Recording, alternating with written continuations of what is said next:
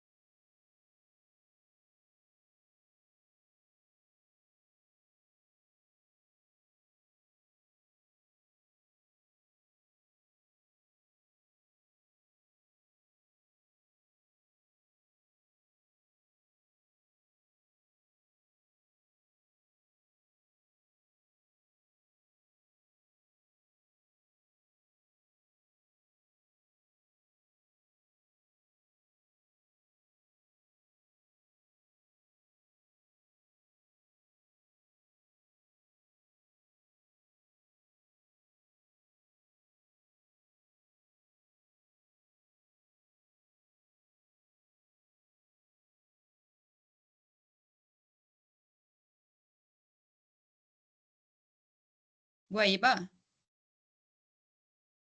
Estou na escuta. tem mais alguém na espera para entrar? Ou todo mundo já conseguiu? Não, todo mundo já conseguiu. Quem tentou já está aí. Tá, então já são 2h05, acho que a gente pode iniciar, né, a palestra Sim. para não se estender muito no tempo. Primeiramente, queria agradecer a Ananda, né, pela disponibilidade. A gente sabe que essa época do ano é bem corrida, tem muitos afazeres, né?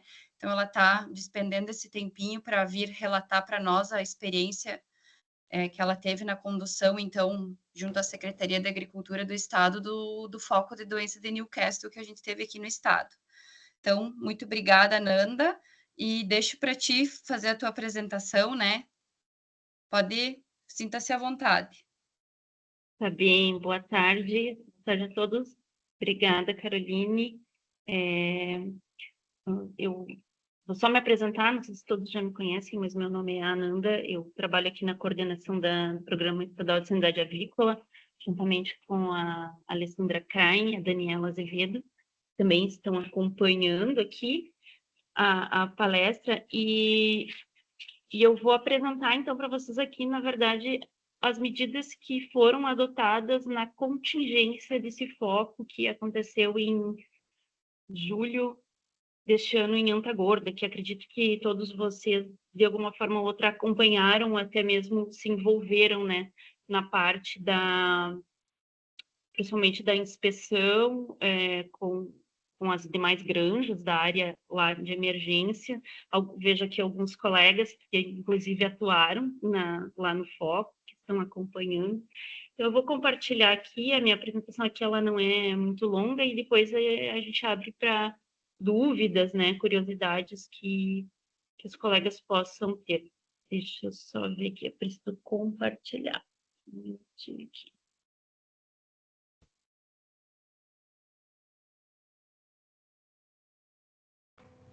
Compartilhar janela e aí coloca no modo apresentação do PowerPoint.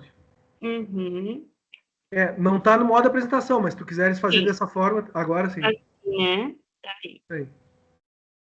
Então, vamos lá. A gente gosta sempre de contextualizar a situação em que esse foco se deu, né? Ela foi, então, no município de Antagorda, que é uma região extremamente adensada, né, de granjas avícolas. Vejam que aqui À esquerda, a gente tem um gráfico que mostra a localização das granjas avícolas. E tanto o corte quanto a reprodução e a postura comercial, elas predominam basicamente nas mesmas áreas. Então, a região ali do Vale do Taquari, ela tem a avicultura é muito expressiva. E também, por coincidência, foi uma, ou não, né, que a gente entende que foi uma consequência, esse foco está muito relacionado à consequência das enchentes de maio que aconteceram, que é justamente uma das regiões que foi mais afetada pelos volumes de chuva naquela época. E essas são algumas das imagens do cenário que a gente encontrou nos dias que nós atuamos, né, na contenção desse foco. Então, foi uma região severamente afetada e destruída, inclusive na localidade dessa granja avícola. O período que antecedeu essa ocorrência, então ali a partir das chuvas de maio, junho, nós tivemos muitos casos como esses dessas imagens aqui, que foram lotes inteiros perdidos, né, por questões de alagamento, até mesmo desabamento dos aviários, muitos foram levados, e muitos até não tiveram a sua estrutura comprometida, mas tiveram os lotes afetados, seja por alagamento, inundação da cama. Então, foi comum naquela época do ano a gente se deparar com altas mortalidades e cenários como esses aqui. Inclusive, muitas granjas daquela região ficaram sem abastecimento logo nos primeiros dias, muitas estradas interrompidas, onde não era possível chegar nem fazer o alojamento dos pintinhos que estavam programados para nascer. Então, as empresas também sofreram bastante ao tentar realocar a produção delas nas granjas que permaneceram, né? E essa unidade de produção, essas imagens são da granja onde ocorreu o foco. Vejam que ela é uma granja comercial de frango de corte, de um galpão só, um galpão convencional, bastante antigo, com uma capacidade de 14 mil aves de alojamento, então era só um galpão, e trabalhava em sistema de integração. Apesar de ser bastante antigo, a gente pode dizer assim que ela atendia com os requisitos mínimos de biosseguridade, então em relação a telamento, cercamento, barreira de desinfecção, passarinheiras, integridade das telas. A gente faz questão de mostrar isso até porque muitas pessoas ainda estão com aquela informação de que a granja que foi afetada foi destelhada. Essa informação surgiu nos primeiros dias, a gente não sabe exatamente de onde, né, e foi reproduzida, inclusive, pelo ministro, mas ela não foi destelhada, a gente sobrevoou, inclusive, com drone, toda ela, várias equipes estiveram lá, e ela não tinha estragos, né? Mas o que aconteceu? O lote, e essas são imagens do lote que positivou, tá? No dia 8 de julho, a unidade local, a inspetoria recebeu a notificação no final da tarde e na manhã seguinte realizou o atendimento. E a notificação era a seguinte, que tinha dado uma alta mortalidade, então, entre o dia 5 e o dia 8, houve 48% de mortalidade do lote. E as aves estavam com diarreia. E chegando lá, esse era o quadro. Então, as aves elas não apresentavam sinais neurológicos nem respiratórios, porém uma alta mortalidade, diarreia e a cama extremamente molhada. Então, as aves afundavam nessa cama. Ao caminhar também, a gente afundava o calçado, porque a cama tinha sido inundada. Aí o colega, considerando alta mortalidade e diarreia, que é um sinal digestório, de acordo com a ficha técnica, tanto para influenza quanto para Newcastle, isso é uma definição, se enquadra na definição de caso provável, por isso o colega realizou a colheita, foi enviado para o LFDA São Paulo. Então, no dia 17, a gente teve o resultado de que houve detecção em sistema nervoso e respiratório de uma ave de PPMV1. PPMV1 ele é uma variante do APMV1 que é comum em pombos, né? E ele então houve a detecção então de foco de Newcastle pelo Ministério da Agricultura naquele mesmo dia. esse mesmo vírus, com essa sequência patogênica que foi identificada, ela tem sido muito comum essa detecção, principalmente por causa do aumento da sensibilidade, o sistema está bastante sensível, né, em relação a suspeitas. Então, é normal a gente receber notificações de pombos, voantes, sei lá, aves até em área urbana, com sinais neurológicos. E em diversas dessas aves que apresentavam isso, principalmente pombos, houve a detecção desse mesmo vírus, esse PPMV1, com essa sequência patogênica. Mas até então era em aves de vida livre, né, onde não tem nenhuma implicação. Como nesse caso foi em uma produção comercial, então, perante a OMSA, foi considerado um foco de doença de Newcastle, mesmo sendo essa variante de PPMV1, né? Bom, dado o foco, imediatamente a gente precisou já colocar em ação, então, os planos de contingência. Nós já vínhamos acompanhando esse caso e tratando como um possível caso já desde os resultados parciais, porque, só voltar um pouquinho aqui, o primeiro resultado que a gente recebe é do GNM, né, a PCR do GNM. Então, ele deu como positivo. Então, ainda não tínhamos a resposta do GNF, nem do sequenciamento, mas já tínhamos esse positivo. Então, nesse momento, a gente, antes de sair o resultado, a gente já começa a traçar raios, o raio de 3 e de 10 quilômetros, que estão previstos lá no plano de contingência do Ministério da Agricultura, para ver o que a gente tem nessa região, quais são as granjas, quais são as empresas, se tem postura comercial, se tem corte, se tem reprodução. Por quê?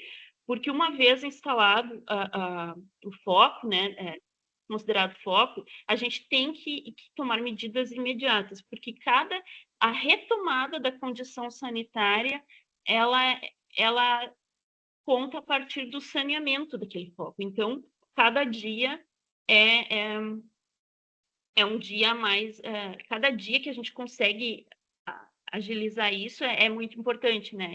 Ele é decisivo. Então, no momento que houve essa detecção, imediatamente houve a declaração e a suspensão, a autossuspensão de todo o Rio Grande do Sul. Então, se fechou o comércio para todo o Rio Grande do Sul. Por quê?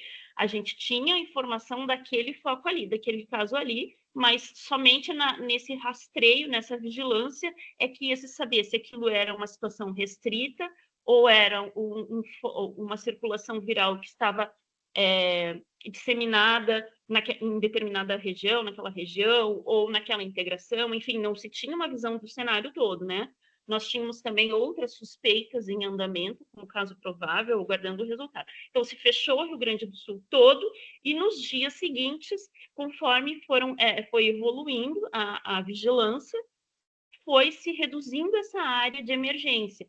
Então, depois passou para a área dos 5 municípios, onde o foco envolvia, né? Ele envolveu o raio de 10 quilômetros ali, ele pegou 5 municípios. Então, esses 5 municípios ficaram interditados em relação à produção e movimentação de aves, e aí depois se restringiu também essa área, da área de vigilância dos 10 quilômetros. Então, é uma estratégia, por questões de mercado e segurança sanitária também, que se faça essa restrição maior e depois vá se reduzir.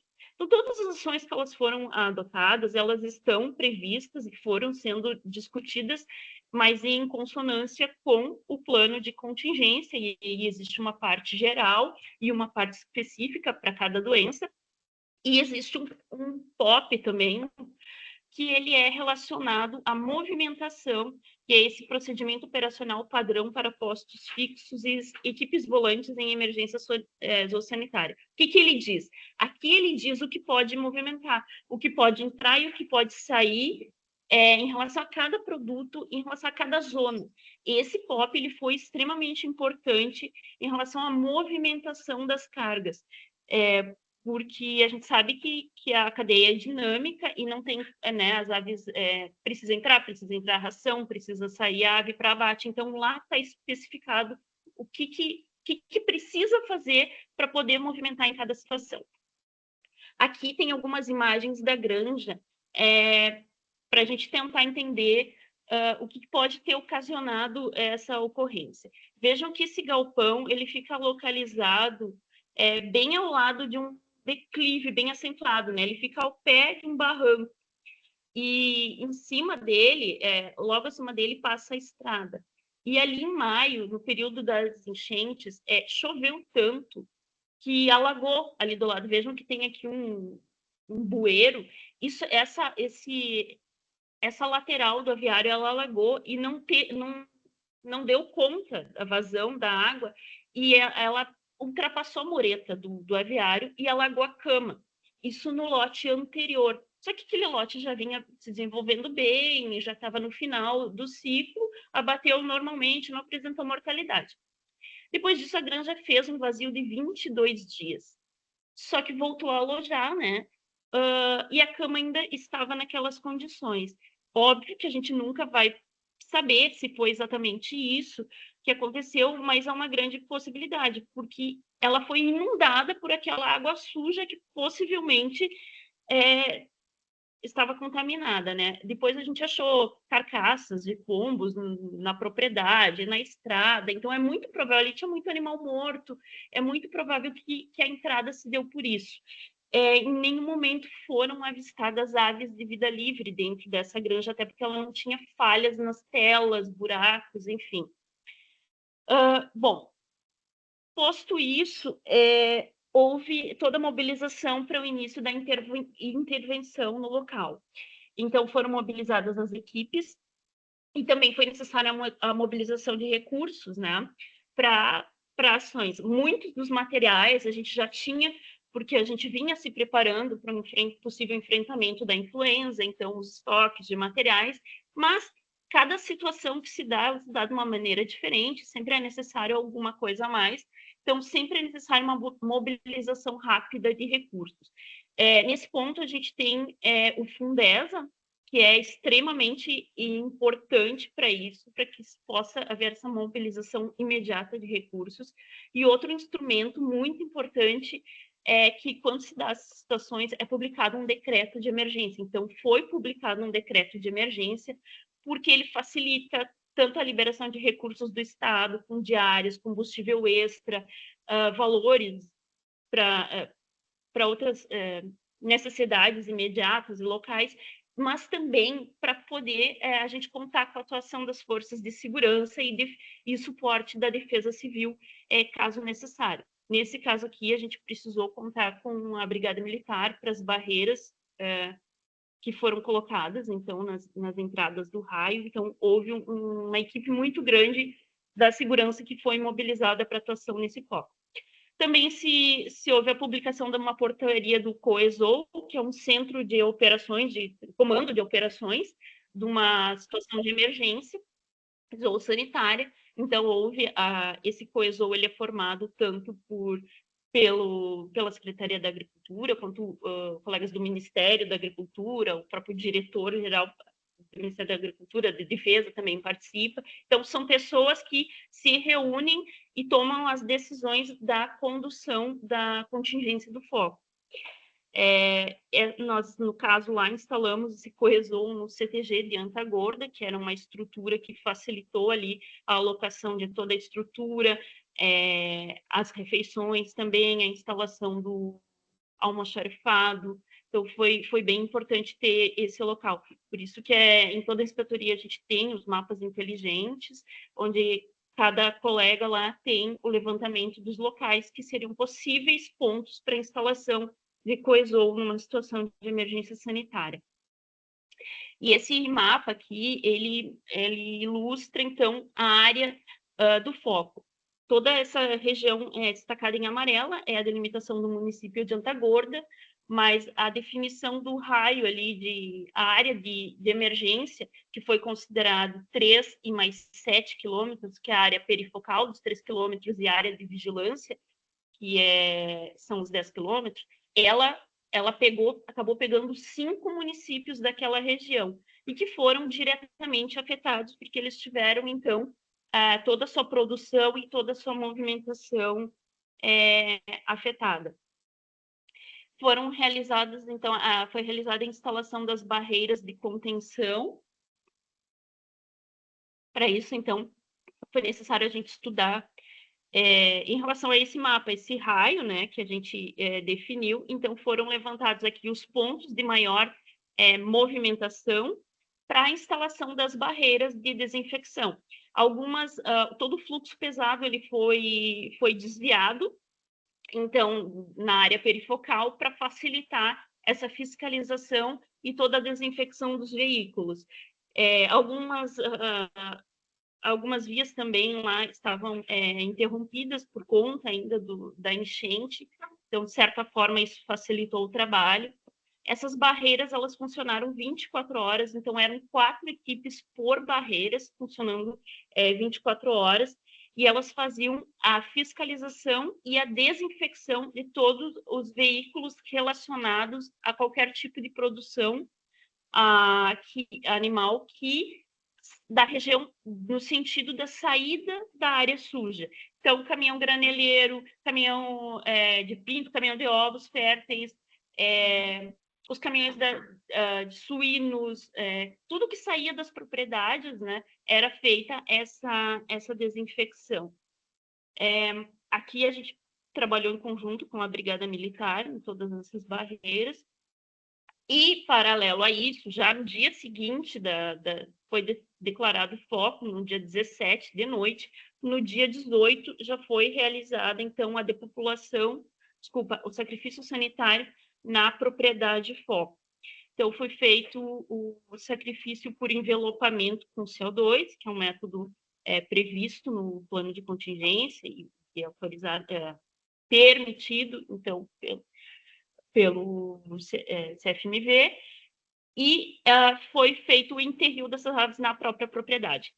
Foi aberto vala, conforme preconizado também no plano de contingência, e a gente aqui teve a participação de uma equipe da setor privado, né, equipe de apanha, que foi contratada para fazer esse serviço de apanha das aves e enterro.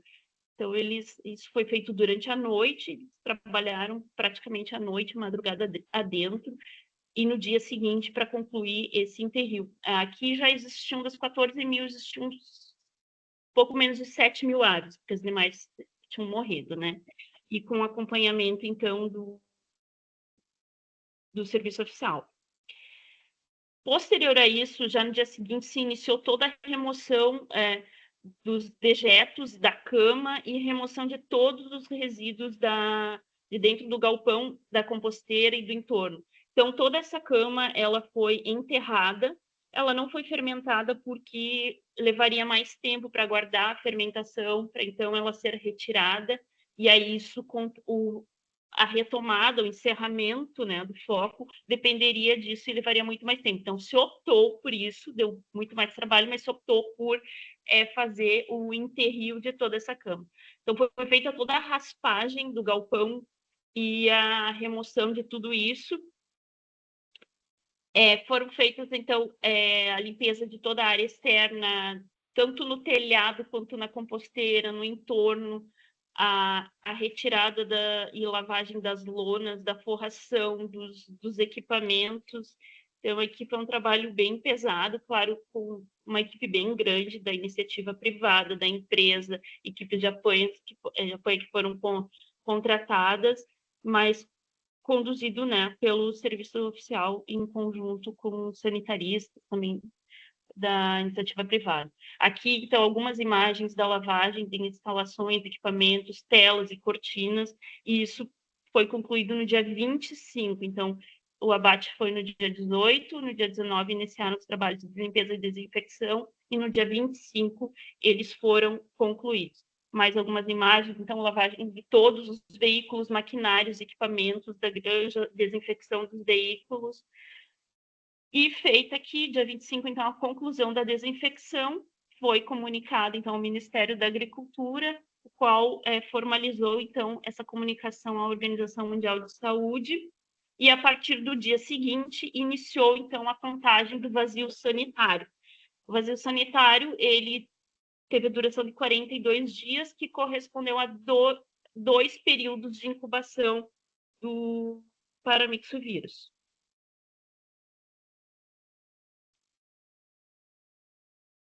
Paralelo a isso, ali são as equipes atuando, então, nas barreiras e as equipes atuando na granja local. Mas também era necessário, então, fazer a vigilância na área de emergência.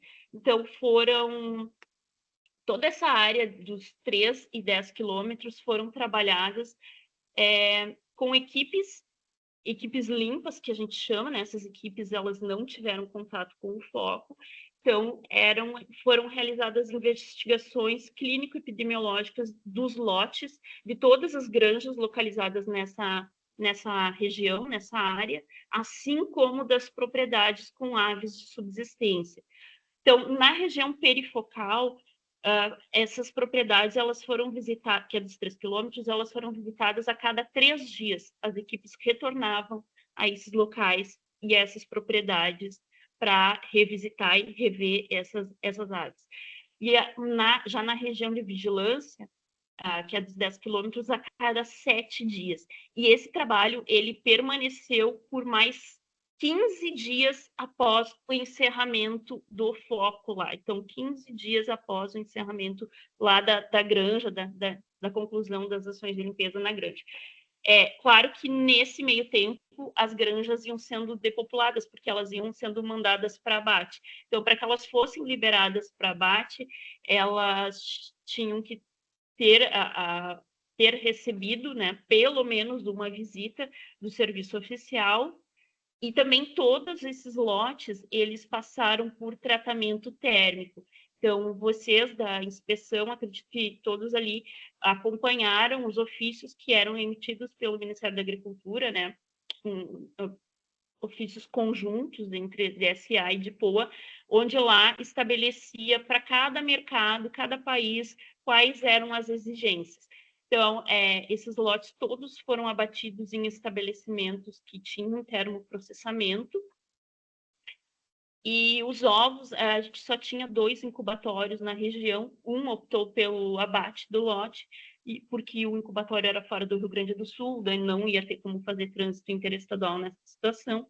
E o outro, ele permaneceu com as aves, mas toda a carga era lacrada, feita desinfecção na saída, na entrada do incubatório, segregação de máquina, tudo isso de acordo com o que está previsto naquele POP que eu comentei do trânsito.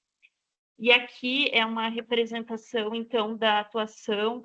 Na verdade, isso aqui é uma imagem da PDSA, onde ali a gente tem a PDSA é uma plataforma, né, de defesa sanitária animal, onde existem alguns módulos, entre eles, hoje, o registro de granjas avícolas comerciais, ele é feito todo ali, a certificação das granjas de reprodução, que foi o primeiro módulo no qual ele surgiu, entre outros módulos que existem, e ele tem um que é para gestão de foco. E ele foi bastante estratégico nessa condução. Nós já tínhamos utilizado ele num foco de influenza aviária em ave silvestre, em Rio Pardo, em fevereiro. Ele foi aperfeiçoado nesse meio tempo e foi muito útil nessa ação em foco de Newcastle. De que forma que ele foi utilizado?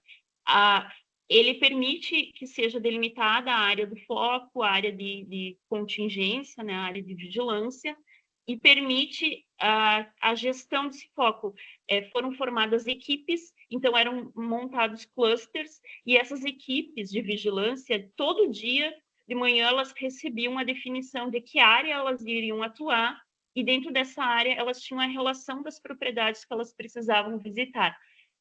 Elas recebiam isso e pelo aplicativo elas conseguem acompanhar, conseguem também pelo Google, ele tem conexão com o Google Maps, então consegue direcionar já para a propriedade que precisa ir, e ele preenche o checklist da visita. Então, a coordenação do foco acompanha isso da central de operações e vai acompanhando a evolução do foco para ver se são necessárias colocações de mais equipes, se tal equipe já terminou a sua, para planejar para o próximo passo. Então, ele foi bastante importante e deu muita agilidade. Além disso, todas as ações estão registradas ali. Então, no momento de uma missão, que a gente tem recebido bastante e vai receber muito mais agora por conta desse foco, porque os mercados eles querem entender como a gente assegura que foi feita a contingência e que foi um caso isolado. Então, está tudo ali, todos os registros, inclusive com imagens dos lotes, imagens da FAO de cada lote, eles constam dentro dessa plataforma. E também aqui a gente consegue visualizar a alocação das barreiras.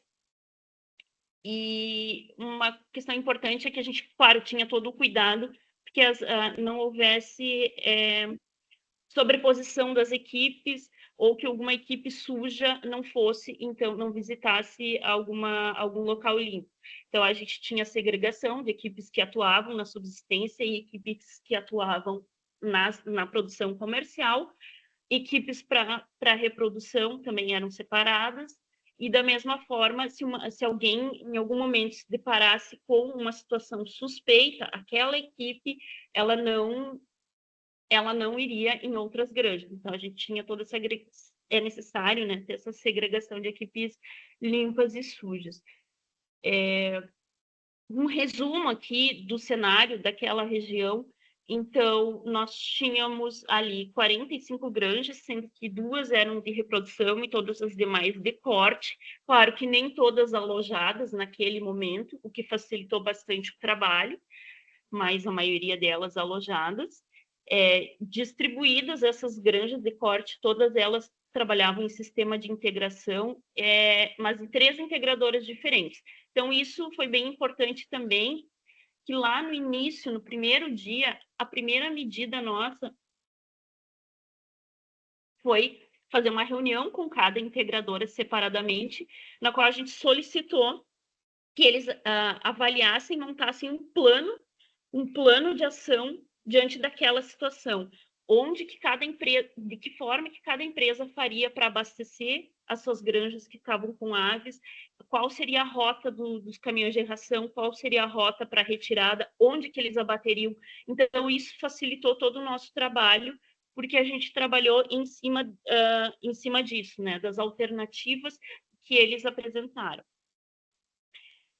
Ao final dessa atividade, que todo esse trabalho ele durou pouco menos de 2 semanas, então dessas vigilâncias que foram todas concluídas, não foram encontrados nessas propriedades e nessas granjas, nenhuma apresentou qualquer sinal suspeito ou mortalidade que pudesse levar a uma suspeita de um caso de síndrome respiratória nervosa. Tiveram, sim, atendimentos e fundamentações, colheitas de outras granjas, também naquela região, com um quadro muito parecido de mortalidade e diarreia, mas que todas elas foram negativas.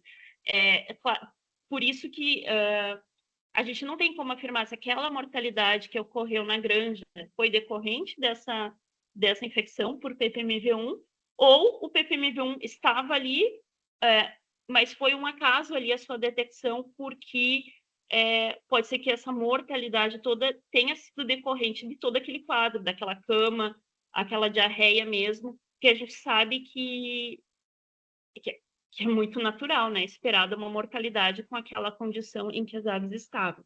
Isso é uma coisa que a gente nunca vai saber. Temos suposições, mas, enfim, né? A situação é que houve essa detecção e, havendo uma detecção em uma granja comercial, é considerado foco. Então, ao final de todo esse rastreio que foi realizado, foram visitados 827 propriedades, sendo 71 localizadas no raio de 3 quilômetros e 756 no raio de 10 quilômetros. Isso incluindo, obviamente, subsistência. Paralelo a isso, as equipes também realizaram revistorias de biosseguridade, que é uma atividade que a gente realiza no dia a dia, das unidades locais, mas que lá naquela situação, todas as granjas daquela região foram revistoriadas pelas equipes e todas aquelas que apresentavam alguma inconformidade em relação à biosseguridade, elas tiveram o registro suspenso, os alojamentos suspensos, então, para que elas fizessem as adequações para, então, solicitar a retomada. Aqui é um resumo, então, da ação. Então, aqui a gente traz também o alojamento do lote anterior, quando aconteceu a inundação no galpão, todo aquele evento climático, depois houve os 22 dias de vazio, a ação, então, da notificação, a colheita e os desdobramentos a partir do resultado. O foco em si, ele foi considerado encerrado no momento em que foram concluídas as ações de desinfecção, então, no dia 25, quando começou a contar os 42 dias. E houve, no dia 6 de setembro, então, concluídos os 42 dias, foi autorizado o alojamento parcial naquela granja. O que é o alojamento parcial? Isso também está previsto no plano de contingência. A granja Foco ela foi repovoada com 20% da sua capacidade, e esse lote ele foi monitorado com 2 colheitas, então ao 15º dia e no 30º dia. As 2 colheitas elas foram negativas, colheita com necrópsia de aves, colheita de órgãos também, sabe? As 2 colheitas foram negativas. Então houve a declaração perante a ONSA do encerramento dessa investigação e desse foco, né? Aqui é um resumo, então, foto de grande parte das equipes que atuaram. Então, foram envolvidos 60 servidores da Secretaria da Agricultura, também uma equipe do Ministério da Agricultura, tanto daqui da Superintendência quanto da Coordenação Nacional, que acompanhou as atividades. 10 servidores da Prefeitura Municipal de Antagordo, então, que foram extremamente importantes com toda a logística de maquinário, desde das instalações ali no CTG, as barreiras também, providência de gerador para o funcionamento das barreiras, caixas d'água. Então, é uma infinidade de itens que, numa emergência, são necessários e que precisam ser mobilizados rapidamente. Uma força de 65 policiais militares envolvidos, então, nas barreiras de contenção. Também nessas barreiras teve a participação, a colaboração de pessoal da iniciativa privada, das empresas que colocaram equipes à disposição e auxiliaram. Esse foco ele foi acompanhado por uma equipe de desenvolvimento da PDSA, lá da Universidade Federal de Santa Maria, justamente para adequação ali das necessidades que pudessem surgir na plataforma em tempo real, e isso foi bem importante, porque eles entenderam o que era a necessidade real ali e iam fazendo os ajustes, então isso serviu também para melhoria do módulo, do aplicativo, e também a atuação do setor privado. Então, as equipes da empresa que atuaram no foco, das equipes de apanha, que foram contratadas para fazer a limpeza, a desinfecção, o enterrio. E aqui, como considerações finais, são imagens tanto do COESOL lá, e todos os dias, então, se fazia uma reunião de manhã para repassar as ações para cada equipe, e ao final do dia, uma avaliação do que foi executado e uma projeção para o dia seguinte. Isso foi bastante importante, e a gente avalia que sim, o tempo da tomada de decisão é extremamente crítico, mesmo que seja num foco limitado, como foi esse foco aqui de um caso só.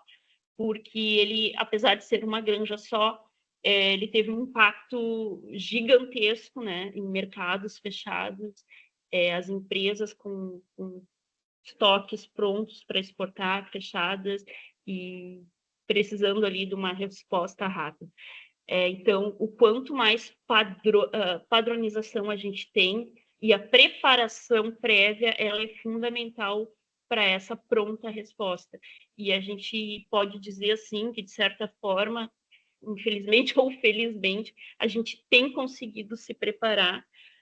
A gente, apesar de não ter conseguido fazer simulados, porque toda vez que a gente organiza um simulado, surge um foco, mas seja em silvestre, em animais marinhos, enfim, mas todas essas oportunidades a gente soube aproveitar. Então, desde o foco lá do Taim, onde foi em aves silvestres, onde nem porque no caso de aves silvestres não tem previsão para contingência. Só que a gente sempre fez questão de fazer a contingência, porque a gente exercita a equipe. Então, as pessoas que atuaram na contingência desse foco, muitas delas já tinham atuado em situações anteriores, e isso deu agilidade à organização, a cadeia de comando foi facilitada por isso.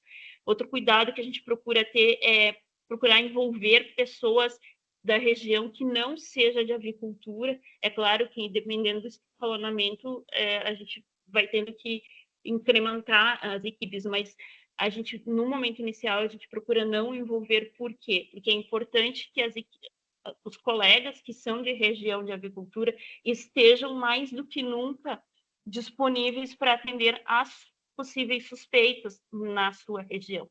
Então, e também pela questão de biossegurança, né, e biosseguridade das granjas, a gente tenta trabalhar dessa forma. Uma coisa importante que a gente vem cobrando sempre é a necessidade de planos de contingência das unidades de produção, das granjas, e é uma dificuldade muito grande dos RTs e das granjas, de maneira geral, entenderem o que é um plano de contingência quando a gente pede, porque eles nos mandavam os planos de contingência, o plano de contingência do Ministério da Agricultura, esse que eu mostrei. Esse é o plano de contingência para o serviço oficial executar no momento de uma emergência. O plano de contingência que a gente precisa é a granja saber dizer o que ela vai fazer em cada situação. Se tiver que depopular, onde é que vai depopular, que método que vai utilizar, onde é que vai enterrar, se falta luz, o que vai usar, se precisar de maquinário, onde é que vai conseguir. Esse é o plano de contingência. E a gente percebe que ainda existe muito essa dificuldade, mas essas situações que vêm ocorrendo, elas têm forçado, então, a iniciativa privada a buscar melhorias em relação a isso. A outra questão bastante importante, e a gente nunca teve grandes problemas nas situações de emergência que a gente teve, é o gerenciamento de informação, porque a gente muito importante que tenha um fluxo muito bem estabelecido entre as equipes, para não dar confusão, não dar sobreposição de informações, aquela questão de telefone sem fio. Então, é um fluxo complexo entre as equipes que estão a campo, a equipe de planejamento, da análise epidemiológica, mas isso tem funcionado relativamente bem. A discussão das rotinas, das ações, como eu comentei, o debriefing também, ao final do dia, é extremamente importante. Ela facilita esse gerenciamento de informação e o suporte da assessoria de imprensa que a gente faz. Então, todo dia era feita uma nota técnica e tinha uma pessoa específica que prestava as informações à assessoria de comunicação e à imprensa, porque isso vai acalmando os ânimos, vai reduzindo a pressão local das empresas, né? E também a pressão sobre a equipe. Então, isso é bem importante de destacar. E aqui eu já estou terminando meu último slide, mas já comentei, né, que o treinamento da equipe é fundamental. A gente, em cada situação, a gente avalia e vê que tem questões a serem melhoradas, obviamente. É sempre uma oportunidade de melhoria. Então, nessa não foi diferente. Várias situações que a gente detectou e que, se existissem previsões já, ou fluxos estabelecidos, teria sido facilitada. Mas a gente tem sempre que lembrar que também foi a nossa primeira experiência com emergência sanitária em granja, né? Então, dá para se dizer que a gente saiu muito bem, de maneira geral, quanto serviço oficial, tanto o Estado quanto o Ministério da Agricultura, porque houve uma pronta resposta bastante rápida.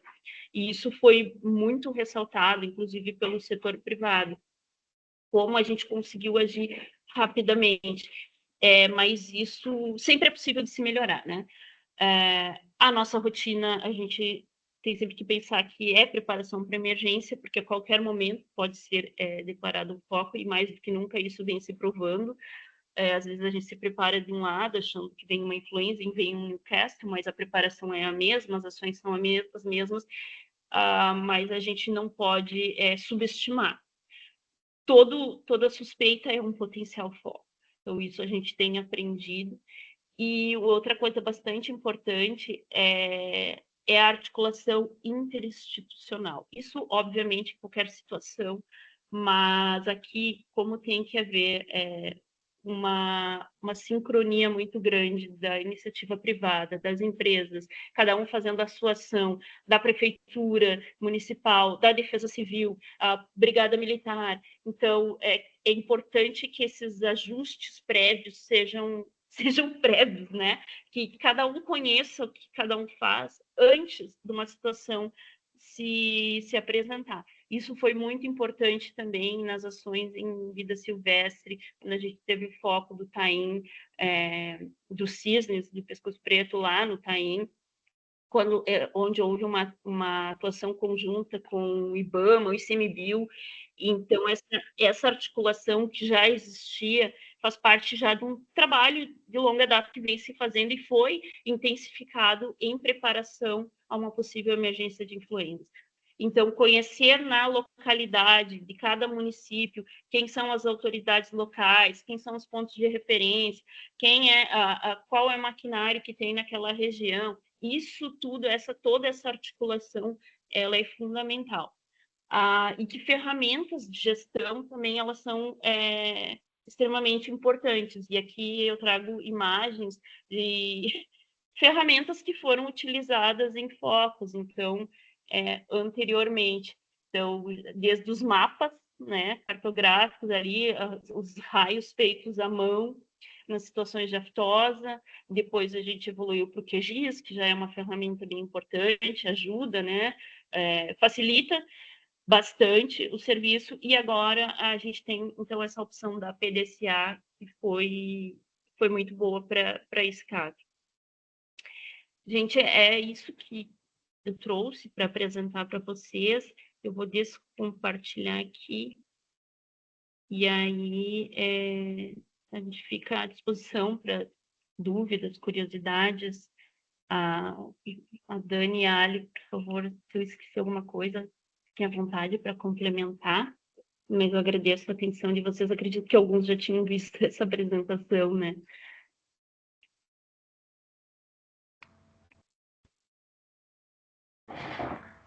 Bom, em primeiro lugar, novamente agradecer a disponibilidade do teu tempo para nos dar essa palestra. Eu não havia visto ainda. Achei ótima, muito esclarecedora, que a gente entende melhor agora como foi feita essa contenção. Os colegas no chat ainda não colocaram nenhuma pergunta. Se alguém quiser fazer pergunta, eu peço que clique ali no levantar a mão, que aí eu dou a palavra para a pessoa falar. Mas eu acredito que tem até um número expressivo de pessoas assistindo agora ao vivo. Nós estamos em 32. Mas como foi muito bem explicado, eu acredito que o pessoal não ficou com dúvida por causa disso. Porque realmente foi bem didático, desde o início, fim, com uma linha do tempo. E isso aí facilitou bastante para a gente entender. Mas a Caroline já levantou a mão, já vou passar a palavra para ela. Na verdade, Ananda, queria primeiro parabenizar, né? Também não tinha visto a palestra, mas está muito esclarecedora, assim, agora a gente consegue ter uma real dimensão, né, do quão árduo foi esse trabalho de vocês, porque a gente fica no frigorífico, a gente está mais focado, ficou muito focado também nessa época, a gente tomou ações de intensificação de antemortem, de pós-mortem, a questão da certificação sanitária também foi um pequeno caos na Terra que aconteceu, porque, bom, saíram 34 ofícios circulares conjuntos, então eram informações muito dinâmicas, todo dia mudava para qual país podia, para qual não podia, para um podia o raio, para outro podia o estado. Até hoje, eu estava olhando agora, o último ofício circular é o 34, e ainda temos várias restrições do país todo, né, para exportação. Então, para ver como impactou esse único foco isolado, como impactou economicamente, né, na nossa exportação. Eu queria perguntar, assim, o que tu achou que foi mais desafiador nesse caso? Qual a dificuldade que vocês encontraram, assim, que impôs maiores limitações para vocês conseguir gerenciar esse foco?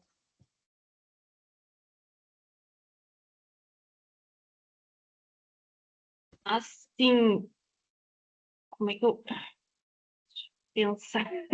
Assim, ele foi, eu acredito que a gente pode dividir isso. A primeira, obrigada pelas considerações, Guaíba e Carol. Eu acho extremamente importante a gente poder falar disso, porque vocês atuaram, a gente atuou numa ponta e vocês em outra, e ali no calor da hora, e depois a gente nunca consegue juntar, né, as experiências. Mas eu acho que o mais desafiador, e que deve ter sido para vocês também, eu imagino, foi justamente ser o primeiro. Então, hoje, a gente, pelo menos eu me sinto um pouco bem mais tranquila em conseguir ver no horizonte quais são os passos que viriam se a gente tivesse um novo foco. Ali na situação, a gente focou em agir, e cada dia, todo dia, ia se discutindo. A gente tinha diversas reuniões com a coordenação geral em Brasília, diariamente, veio o pessoal junto ali no foco. Mas, assim, a gente não tinha uma clareza dos próximos passos, a gente sabia o que a gente tinha que fazer. Mas, assim, até a gente concluir essa vigilância, a gente não sabia se era um caso isolado, ou como eu falei, ou se isso era um vírus que estava circulante em determinada integração, determinada integradora, ou naquela região.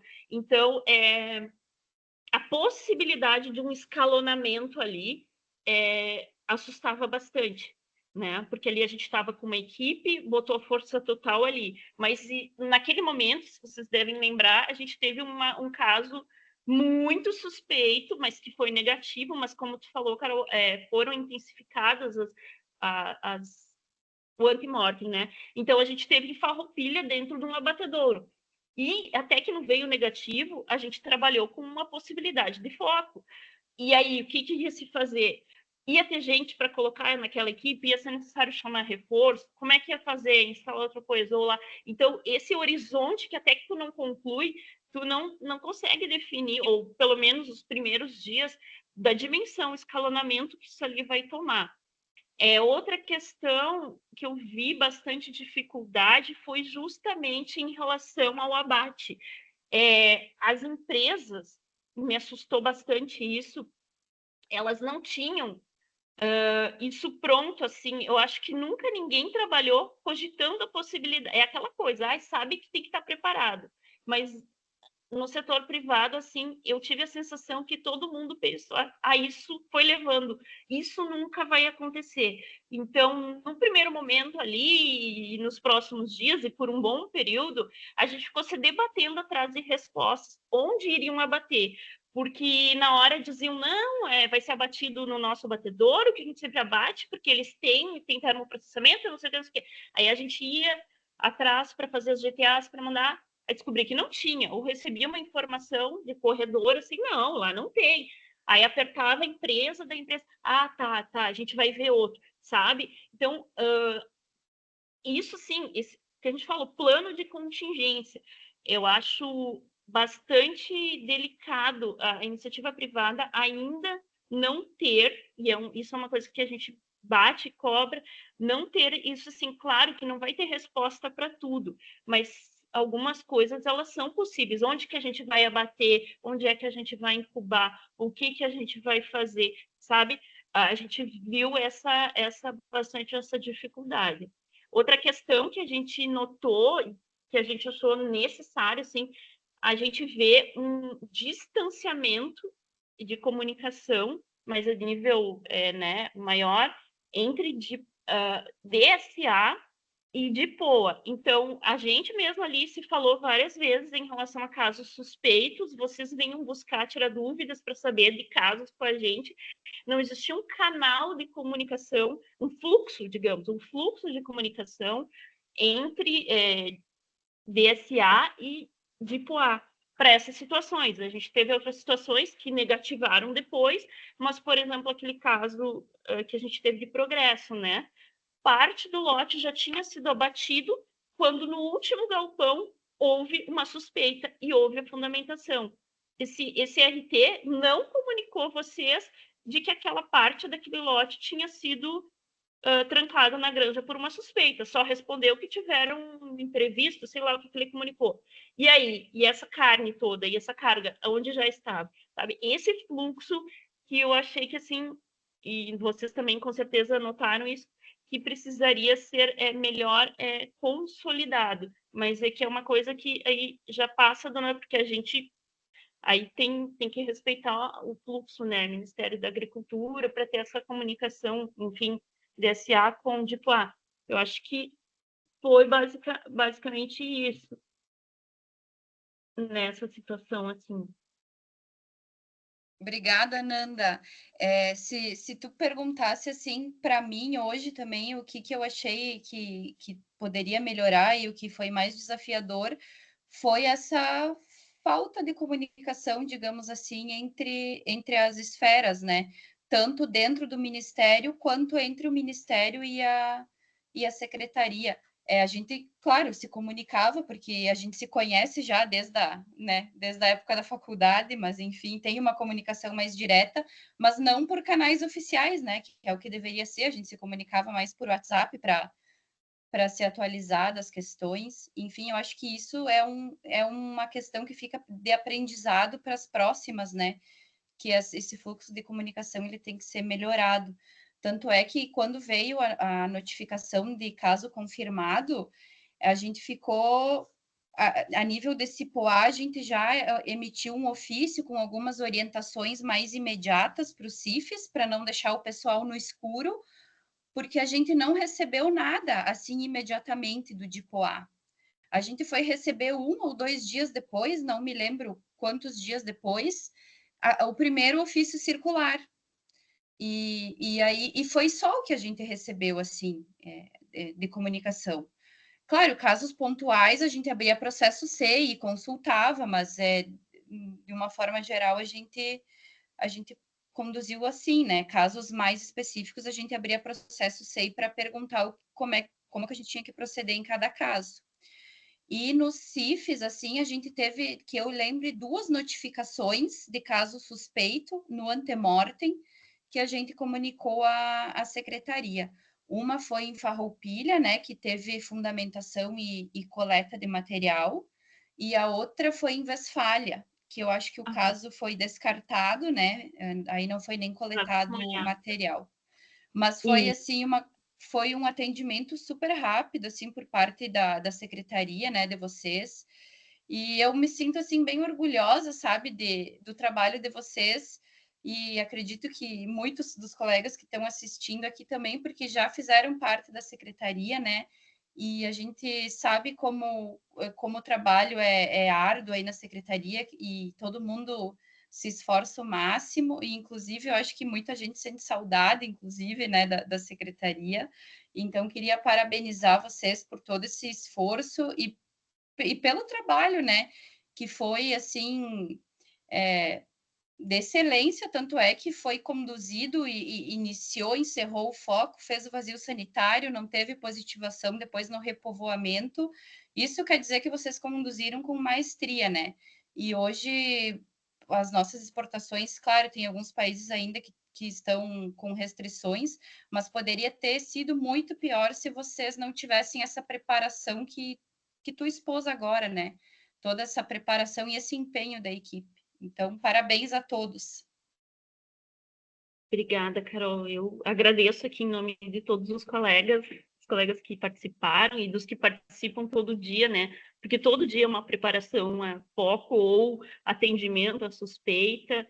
E realmente, falar foi bem trabalhoso, desafiador, mas olhando agora que passou, dá até a gente para lembrar, poxa vida, o nosso trabalho, olha como é importante, né? Que às vezes no dia a dia a gente talvez não se dá conta, ou às vezes, né, da correria esquece. Mas a outra coisa que eu esqueci de comentar também é que é uma situação totalmente diferente das que nós já vivemos com as influências que nós tivemos em silvestres, porque aqui tem todo um setor envolvido, então a pressão é enorme, do setor é diária, o tempo todo, vai liberar, não vai liberar, então é muita pergunta, muita pressão, e a gente precisa atender eles, para também manter eles calmos, mas dar as informações, mas também poder conduzir sem qualquer não interferência, porque não houve nenhuma tentativa, mas eu digo assim, para ter tranquilidade para executar essas ações. E eu só estou procurando aqui, porque outro dia eu fui dar fazer uma palestra e eu até perguntei para as Gavi qual que foi o prejuízo desse foco, para ter ideia. E até para não mentir para vocês, eles, no acumulado do ano, então de janeiro a outubro, que foi posterior ali ao que sucedeu o foco, eles reduziram exportações, enfim, mas os prejuízos, já tinha reduzido a exportação, mas o prejuízo estimado especificamente em relação a esse foco foi na ordem de 201 milhões de dólares em perdas, né, prejuízos relacionados à exportação, somente por conta desse foco. Então, é muita coisa, foram mais de 45 mil toneladas de carne que deixaram de ser exportadas em decorrência desses mercados que fecharam. E aí também isso é bem complexo, porque tem mercados, países que, sendo apresentadas as ações, tendo elas sido apresentadas à Organização Mundial de Saúde, o Brasil já fez a autodeclaração de livre, alguns países automaticamente retomaram né, a reabertura dos mercados. Já tem países, por exemplo, como Chile, Uruguai, que eles só vão retomar mercado após a avaliação em missões. Então, a gente vai receber missões deles, porque isso está previsto no acordo internacional deles. Cada mercado trata de uma forma. Então, isso é muito particular, como vocês, mais do que nós, veem isso, né, nos certificados que vocês trabalham diariamente. Oi, Estela. Estela ergueu a mão ainda. Pode falar.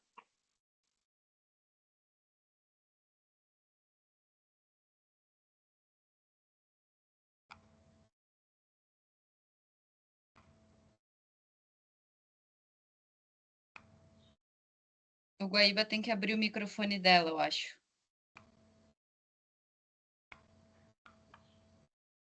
Estou tentando aqui, mas não sei porque o sistema ainda não me obedeceu. Tu pode tentar aí, Carolina, e tu clica naqueles 3 pontinhos do lado do nome, tem permitir microfone. Vê se tu consegue, para mim eu não estou conseguindo.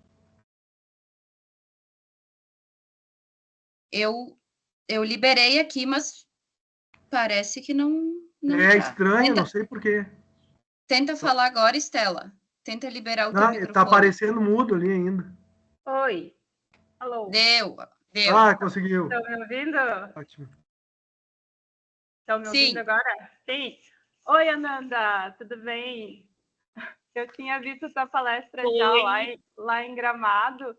Achei ótimo, até fiz uma propaganda aqui para o pessoal que tinha bastante foto, que era bom para a gente ter uma noção melhor de como foi, porque a gente acompanhou, eu tô no CIF, né? A gente acabou acompanhando um pouco de longe, assim, né? Como foi, só pela empresa passando coisas para nós, alguns colegas que sabiam um pouquinho mais e acabavam dividindo.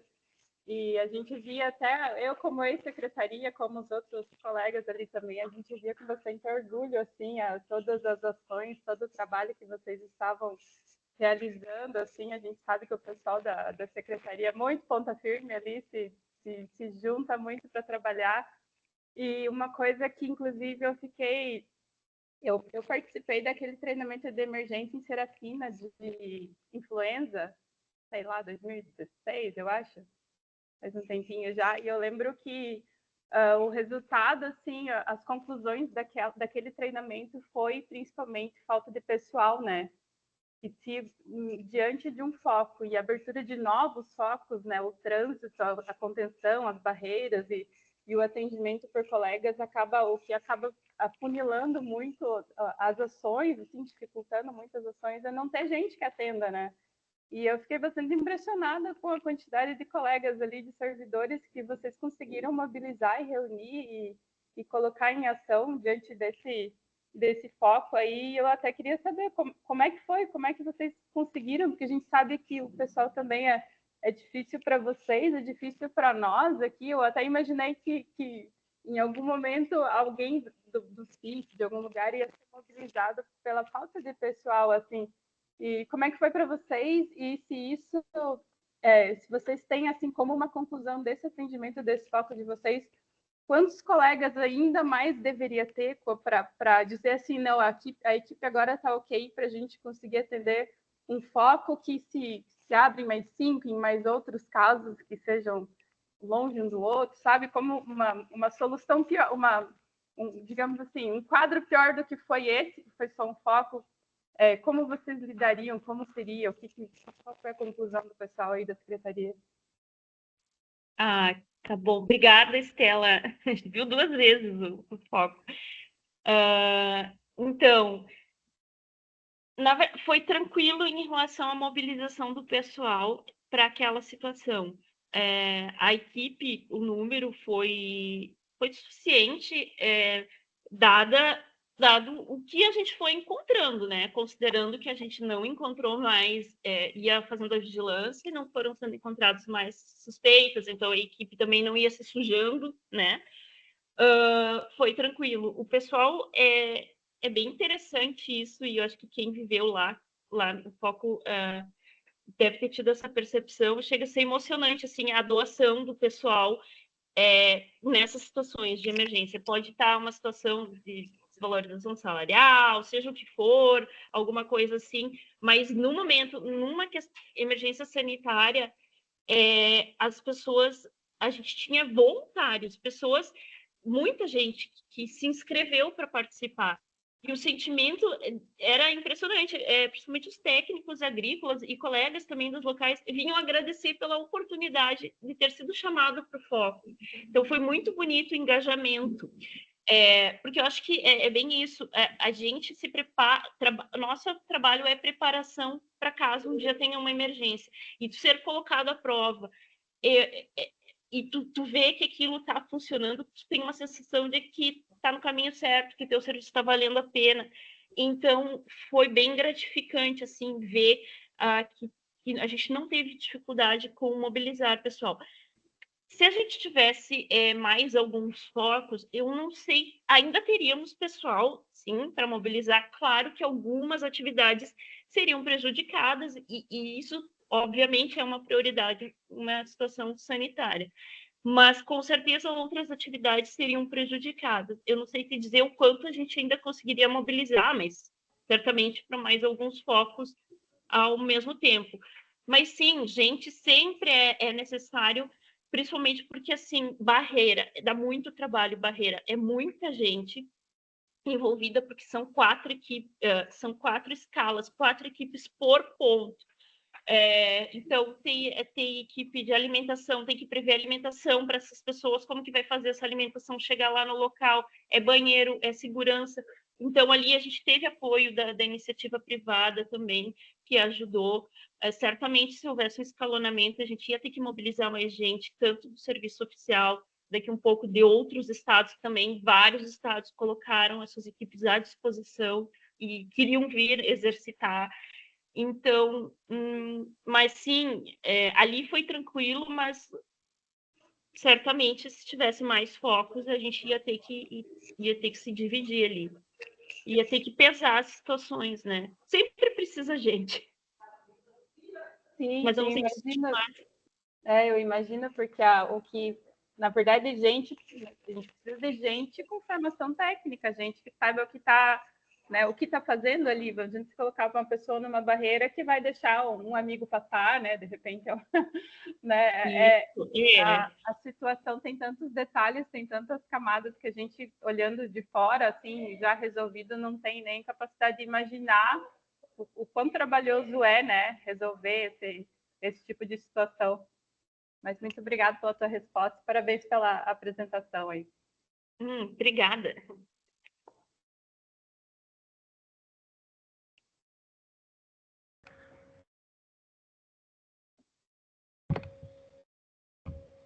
Aparentemente não tem mais perguntas. Vou só ler aqui algumas observações que foram colocadas no chat. A Emanuela Ribeiro Moura escreveu: gostei muito da apresentação, obrigada. A Lauren Santos da Flon escreveu: excelente trabalho, excelente palestra, obrigado pela oportunidade. E o outro aqui era a Estela me xingando para eu abrir o microfone, então isso aí não preciso ler. Eu vou passar para a doutora Caroline, então, fazer as honras da casa e o encerramento, caso ela não tenha mais nenhum questionamento.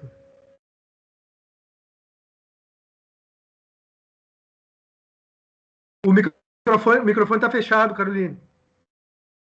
Desculpa, o botãozinho atrás da tela não funcionou direito.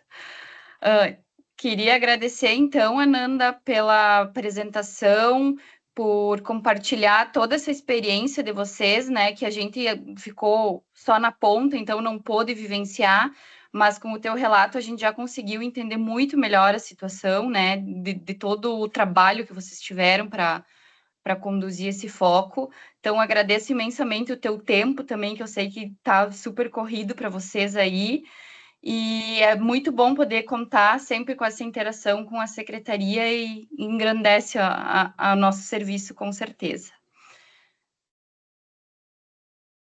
Eu que agradeço novamente, então, o convite e a oportunidade. Para a gente também é importante poder compartilhar essa experiência, né, que a gente teve.